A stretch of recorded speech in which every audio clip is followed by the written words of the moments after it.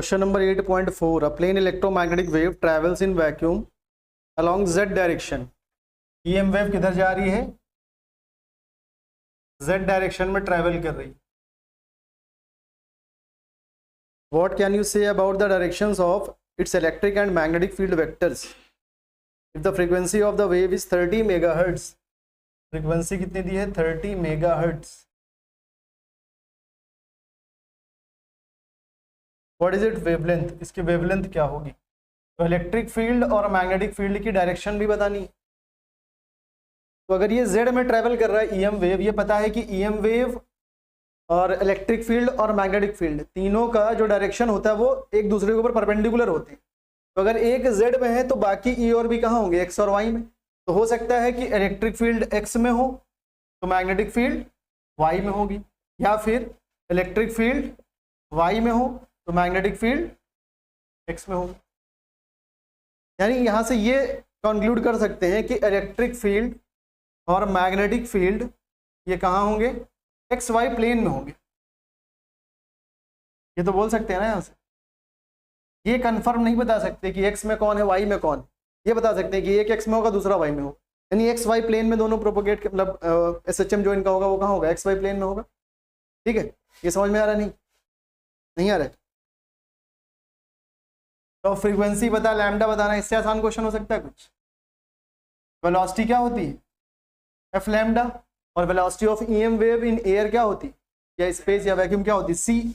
तो c is equal to F lambda कर दोगे, c is equal to F lambda कर दोगे, तो यहां से लैम्डा क्या हो जाएगा? c बाई c कितना है? 3 × 10 की पावर 8, और फ्रीक्वेंसी कितनी? 30 मेगा, मतलब 10 की पावर 6। तो ये 10 ये बन गया 10 की पावर 7 मिल करके, ऊपर भेजोगे 10 की पावर 8 माइनस 7 करो, क्या बचेगा? 10। तो क्या आ जाएगा? 10 मीटर। फ्रीक्वेंसी वेवलेंथ क्या हो जाएगी? 10 मीटर। कोई दिक्कत? आसान था क्वेश्चन ये। क्वेश्चन नंबर 5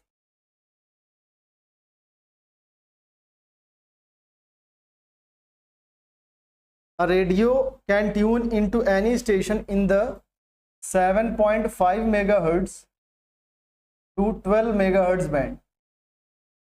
7.5 मेगाहर्ट्ज से 12 मेगाहर्ट्ज के what is the corresponding wavelength band बताना है। करेस्पॉन्डिंग वेवलेंथ बैंड, ये क्या दिया हुआ? Frequency band. हमें क्या बताना है? Wavelength band. तो फ्रीक्वेंसी फाइंड कर सकते हैं, सॉरी वेवलेंथ फाइंड कर सकते हैं सेम इसी फॉर्मूला से। तो लैम्डा क्या होता है? c by F. इसको बोल देते हैं F1 और इसको बोल देते हैं F2। तो लैम्डा 1 क्या हो जाएगा? c बाई F1, और लैम्डा 2 क्या हो जाएगा? c by F2। तो लैम्डा 1 c बाई F1 मतलब 3 × 10 की पावर 8 अपॉन F1 कितना है? 7.5 × 10 की पावर 6। डेसिमल हटा लो, इंटू 10 कर लो, 3 1 ज़ा 3, 2 ज़ा 5 ज़ा। ठीक है, तो ये हो गया 10 की पावर 6, ऊपर भेजोगे तो 10 की पावर 8 माइनस 10 की पावर 6, 10 की पावर 2 बनेगा। 10 की पावर 2 इंटू 10 यानी 1000 हो जाएगा। कोई दिक्कत इसमें? 1000 हो जाएगा। 24 5 40 ज़ा, तो लैम्डा 1 क्या हो जाएगा? 40 मीटर। इसी तरह से लैम्डा 2 फाइंड करें अगर, c बाई F2, तो c 3 × 10 की पावर 8 अपॉन F2, 12 मेगाहर्ट्ज मतलब 12 × 10 की पावर 6, 3 4 ज़ा 12, 10 की पावर 6 ऊपर जाएगा तो 10 की पावर 2 बचेगा, 10 की पावर 8 माइनस 10 की पावर 6, 10 की पावर 2 बचेगा, मतलब कितना हो जाएगा? 100/4, यानी कितना हो जाएगा? 25 मीटर। तो क्या लिख दोगे? Wavelength band is equal to 40 metre to 25 metre, 40 metre to 25 metre. ठीक है, कोई डाउट, कोई दिक्कत? वो याद है जो कैपेसिटर की हेल्प से बताया था EM वेव कैसे बनती है? पूरा वो चार्ज का ऑसिलेशन होता है। तो चार्ज का जिस वेवलेंथ से, जिस फ्रीक्वेंसी से ऑसिलेशन होता है, सेम फ्रीक्वेंसी की इलेक्ट्रिक फील्ड और मैग्नेटिक फील्ड भी बनती है। ठीक है, जिस फ्रीक्वेंसी से चार्ज ऑसिलेट करेगा उसी फ्रीक्वेंसी की इलेक्ट्रिक फील्ड और मैग्नेटिक फील्ड भी बनेंगी, दोनों की फ्रीक्वेंसी सेम होती है। तो यहाँ पर क्वेश्चन नंबर 8.6 में मैं दिया charge particle oscillates about it's mean equilibrium position with the frequency of 10⁻⁹ hertz. What is the frequency of electromagnetic waves produced by the oscillator, same frequency रहेगी। जिस फ्रीक्वेंसी से चार्ज ऑसिलेट करेगा उसी frequency की electric और magnetic field भी बनेगी, तो फ्रीक्वेंसी क्या हो जाएगी, सेम हो जाएगी, 10 की पावर 9 हर्ट्ज, यही आंसर हो जाएगा। देख रहे हो कितने tough questions. 8.7 The amplitude of magnetic field part of a harmonic electromagnetic wave in vacuum is V naught is equals to 510 nanotesla. What is the amplitude of electric field part of the wave? यानी E naught बताना है। बोलो formula है सीधा सीधा क्या, C is equals to E naught by V naught, तो यहाँ से E naught क्या हो जाएगा, C इंटू बी नॉट। सी कितना है 3 × 10 की पावर 8, बी नॉट कितना है 510 नैनो मतलब 10 की पावर -9, 5 देखो 10 की पावर 8 और ये एक जीरो मिल करके 10 की पावर 9 बनेगा, ये जीरो मिल करके 10 की पावर 9 बनेगा, 10 की पावर 9 10 की पावर 9 कैंसिल हो जाएगा, क्या बचेगा 3 × 51 यानी 115। एक मिनट 3 1 3 3 5 153 क्या यूनिट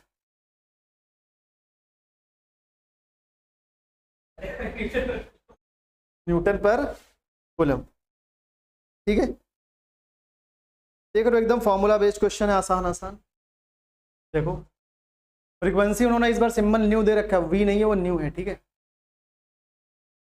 तो फ्रीक्वेंसी दी है बी नॉट ओमेगा के और लैम्डा बताना है, बी नॉट तो ई नॉट की हेल्प से आ जाएगा, बी नॉट ये सी इज इक्वल टू क्या था E naught by B naught, यहाँ से बी नॉट क्या हो जाएगा E naught by C, E naught है 120 बाई सी 3 × 10 की पावर 8, 3 1 3 4 12 40 हो गया, ये ऊपर जाएगा तो 40 × 10 की पावर -8 बनेगा, 40 × 10 की पावर -8 बनेगा,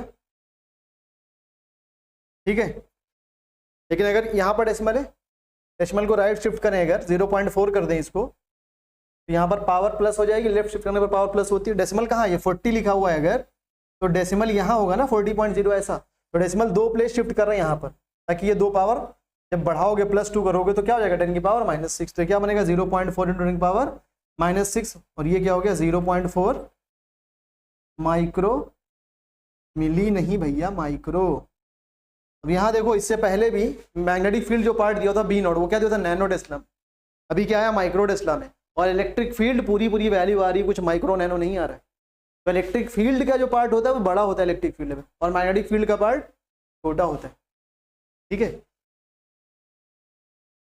लेकिन दोनों में एनर्जी जो एवरेज एनर्जी होती है वो तो सेम होती है, याद है कि नहीं, दोनों में ही इलेक्ट्रिक और मैग्नेटिक फील्ड में दोनों में एवरेज एनर्जी क्या होती है, सेम होती है।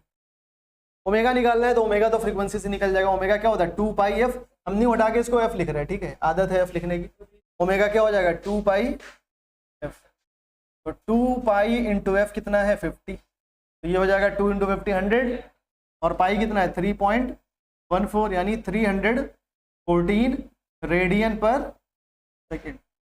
कोई परेशानी, के निकालना है और लैम्डा निकालना है, ठीक है। तो के बताओ कैसे करें फाइंड, लैम्डा निकाल ले तो क्या आ जाएगा, सही बताओ, सही कह रहे हो।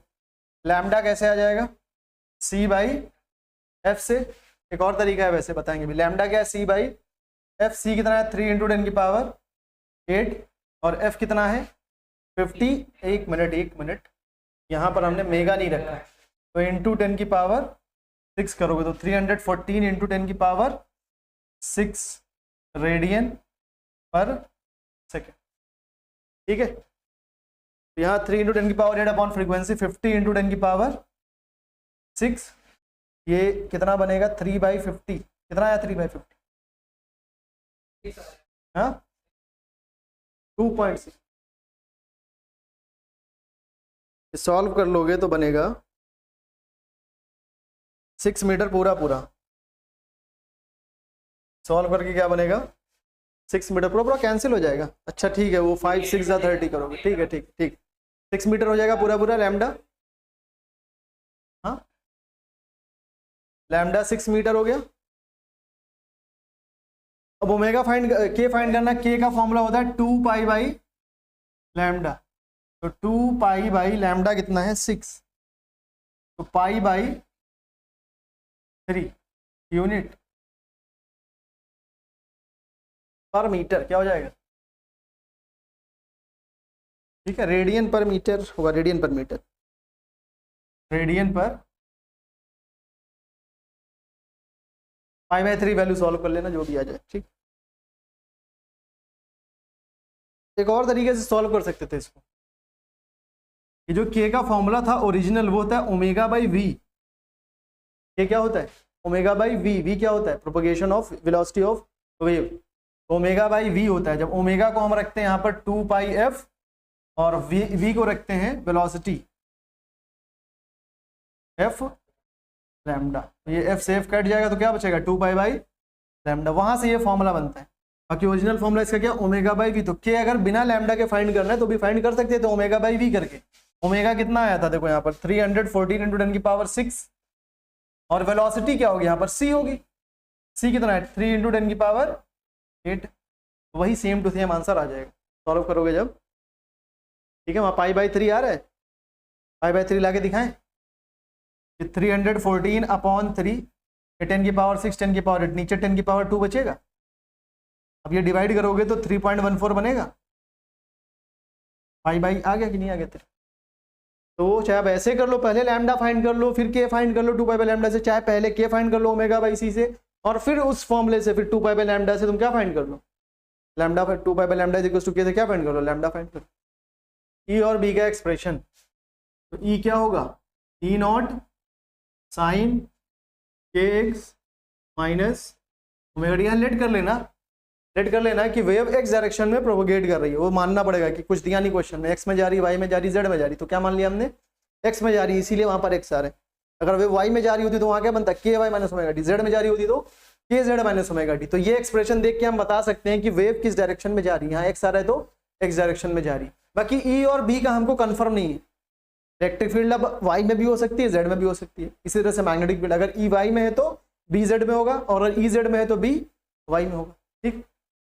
तो B is equal to E naught तुमको पता है पहले से, यहाँ साइन के एक्स के पता है तुमको, इंटू एक्स वो तो वेरिएबल ही रहेगा, माइनस ओमेगा पता है तुमको, सारी वैल्यू पुट करके आ जाएगा, सारी वैल्यूज पुट कर लोगे बन गई इक्वेशन। वो देखो प्लस माइनस दोनों कर सकते हैं, लेकिन अभी हम पॉजिटिव डायरेक्शन में मान रहे हैं तो माइनस ही रखो वहां पर, तो हो सकता है दोनों प्लस भी हो सकता है माइनस भी हो सकता है। और बी क्या बन जाएगा इसी तरह से बी नॉट साइन के एक्स माइनस ओमेगा टी, अरे बताया था ना ये प्लस माइनस हो सकता है दोनों, अगर दोनों का साइन सेम है तो नेगेटिव डायरेक्शन में प्रोपोगेशन होगा, दोनों का डायरेक्शन अपोजिट है तो पॉजिटिव डायरेक्शन में प्रोपोगेशन होगा, ठीक है। तो अगले पे आए 8.9, terminology of different parts of EM spectrum is given in the text. Use the formula E is equals to h nu for energy of quantum. Obtain the photon energy needs of h nu for different parts of EM spectrum. In what way are the different scales of photon energies that you obtain related to the source of electromagnetic radiation? देखो जो gamma rays और वो सारी raise बताई थी उनके corresponding कुछ वो था वेवलेंथ और फ्रीक्वेंसी, तो वहां से एक कोई वेवलेंथ या फ्रीक्वेंसी उठा के हमें बताना है कि उस पर्टिकुलर रे की क्या एनर्जी होगी। तो एनर्जी का फॉर्मूला क्वेश्चन में लिख दिया क्या है एच इंटू एफ, या लैम्डा के टर्म्स में लिखना चाहो तो F is equal to C by lambda हो जाएगा, यहाँ से एफ इधर पे जो लैम्डा इधर पे जो F is equal to C by lambda हो जाएगा, तो यहाँ पर क्या बन जाएगा फॉर्मूला एच सी बाई, तो ये एनर्जी के फॉर्मूला है E is equal to H F या फिर E is equal to H C by lambda, ठीक है। तो वो तुम्हें पूरा टेबल बनाना पड़ेगा, सबका फ्रीक्वेंसी या वेवलेंथ लेना होगा, ठीक है, वो मिड वैल्यू ले लोगे तुम, क्योंकि अब पूरा रेंज तो लोगे नहीं ना, तो एक वैल्यू ले करके एनर्जी फाइंड कर देना, वो पूरा टेबल बनाना है। हाँ क्या समझे नहीं? देखो gamma rays, X rays, UV rays, फिर विजिबल रीजन पूरा, फिर उसके बाद इंफ्रारेड, माइक्रो रेडियोवेव और माइक्रोवेव, सबका फ्रीक्वेंसी रेंज होता है। उस फ्रीक्वेंसी रेंज में से एक कोई वैल्यू लेना है तुमको, तो मिड वैल्यू ले लेना, और उसके लिए चाहे फ्रीक्वेंसी का लेना चाहे लैम्डा लेना। अगर फ्रीक्वेंसी ले रहे हो तो ये फॉर्मूला लगा देना, लैम्डा लोगे तो ये वाला। क्वेश्चन में क्या बोला है, क्या कुछ फ्रीक्वेंसी लेना है कि wavelength?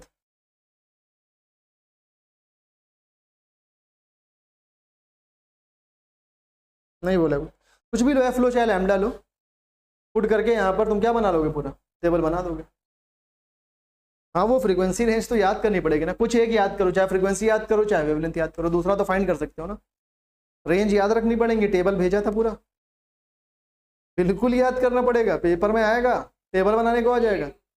8.10 In plane electromagnetic wave, electric field oscillates sinusoidally at a frequency of 210 Hz and amplitude 48 volt पर मीटर। चलो पहले इरेज कर लेते हैं, तो आसान है क्वेश्चन। फ्रीक्वेंसी दे रखी है, लैम्डा बताना है, तो क्या हो जाएगा, lambda is equals to C by F. Solve हो जाएगा यहाँ से, इसको सॉल्व कर लोगे तो कितना बन जाएगा, 1.5 इंटू 10 की पावर -2 मीटर, या फिर 0.15 मिलीमीटर, क्योंकि इधर जब शिफ्ट कर नहीं मिली नहीं बने 15 मिलीमीटर, इधर शिफ्ट करेंगे तो यहाँ माइनस होगा तो -3 हो जाएगा, तो 15 मिलीमीटर। ठीक है, फिर बी पार्ट में बी नॉट, ये तो आसानी है, सी क्या है, ई नॉट बाई बी नॉट, तो बी नॉट क्या हो जाएगा, ई नॉट बाई, सब सेम क्वेश्चन एक जैसे, ई नॉट 48, सी 3 इंटू 10 की पावर 8, 16 इंटू 10 की पावर -8 टेस्ला। इसी को अगर माइक्रो में बदलना है तो 0.16 इंटू 10 की पावर -6 हो जाएगा, यानी 0.16 माइक्रो टेस्ला। ठीक है, अब एवरेज एनर्जी डेंसिटी दोनों का क्या प्रूफ करना है हमको, सेम होगा। तो average energy density due to electric field क्या आई थी, तो यू ई क्या हो जाएगा, 1/4 epsilon naught into E naught square, है ना। और U due to average energy density due to magnetic field क्या होगा, 1/4 एप्सिलॉन 1/4 म्यू नॉट, नीचे होगा इस बार, इंटू बी नॉट स्क्वायर। ठीक है, अच्छा एनर्जी डेंसिटी का फॉर्मूला क्या होता है, सिर्फ एनर्जी डेंसिटी का formula half epsilon not E square, और उसकी क्या आती है 1/2 एप्सिलॉन नॉट बी स्क्वायर। ये क्या होता है, इंस्टेंटेनियस, ये एवरेज निकाला था ना, क्वेश्चन में एवरेज के बारे में बात किया, इसलिए वो वाला फॉर्मूला यूज करेंगे, अगर एवरेज नहीं लिखा होता तब ये वाला फॉर्मूला यूज कर। ठीक है, तो दोनों को इक्वल प्रूव करना है, तो यू बी से कर लेते हैं, average energy density due to magnetic field क्या, 1/4 mu naught into B naught square. B naught की जगह क्या लिख सकते हैं, देखो C is equals to E naught by B naught होता है, तो यहाँ से बी नॉट क्या आ जाएगा, ई नॉट बाई सी, तो बी नॉट का स्क्वायर करोगे तो क्या हो जाएगा, E naught square upon C square. तो सी का एक फॉर्मूला था one by root mu naught into epsilon naught, तो सी स्क्वायर क्या हो जाएगा, 1/म्यू नॉट इंटू एप्सिलॉन नॉट, तो 1/सी स्क्वायर क्या हो जाएगा, mu naught into epsilon naught, तो यहाँ 1/सी स्क्वायर क्या आ जाएगा, mu naught into epsilon naught, 1/4 mu naught into E naught square into mu naught epsilon naught, तो म्यू नॉट से म्यू नॉट कैंसिल हो जाएगा, तो ये क्या बना 1/4 epsilon naught into E naught का स्क्वायर। तो ये किसका फॉर्मूला है, energy density due to electric field, तो U B is equals to U E, सब स्मॉल यू होंगे, है ना।